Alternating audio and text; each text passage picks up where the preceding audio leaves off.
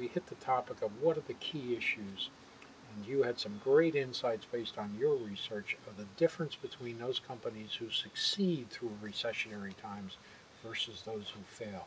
Could you give us a quick thumbnail summary of what's the key to surviving Well, the tough times? I, I think the key, as my friend Phil Kotler points out in the genuine Chinese proverb many hundreds of years ago, is, if you chase two monkeys, both will escape. And what happens is, in hard times, people put a lot of effort into chasing every opportunity they think they can get. And as a result, they half sell to twice as many customers. And that's a recipe for failure.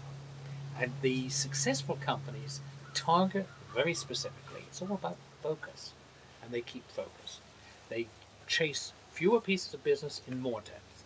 They understand that their existing customer base is where they're going to be most successful. They don't protect it by purely defensive strategies.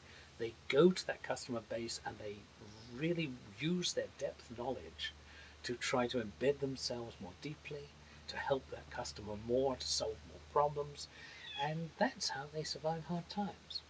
I think one of the interesting things too that Charlie discovered, and I looked up the duration, and of course our most severe, and certainly this century, depression was obviously 1929, followed up again in 1934.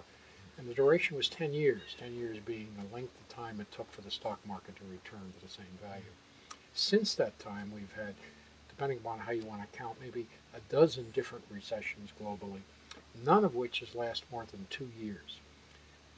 10 years down to 2 years, some have been as short as 1 year. So we're due for certainly another 18 months, maybe 24 months.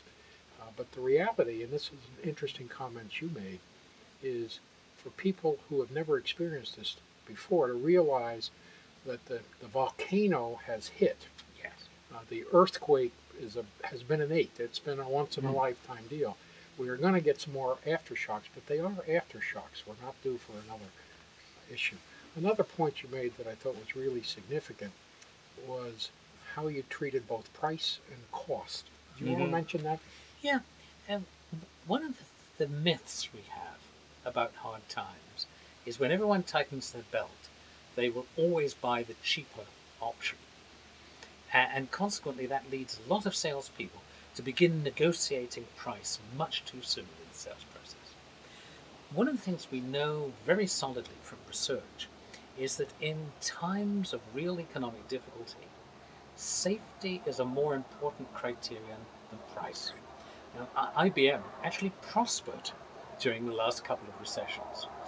By the way, you had mentioned that when we spoke last, and I did a little homework on some marketing background.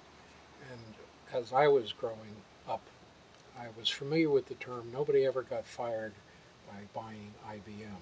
And I was surprised to hear that after the 1973 recession, as you mentioned, IBM actually raised its prices rather significantly, double-digit raise in price.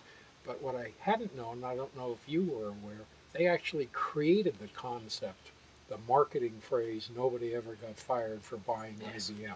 What a genius stroke that was in just your term of avoid risk.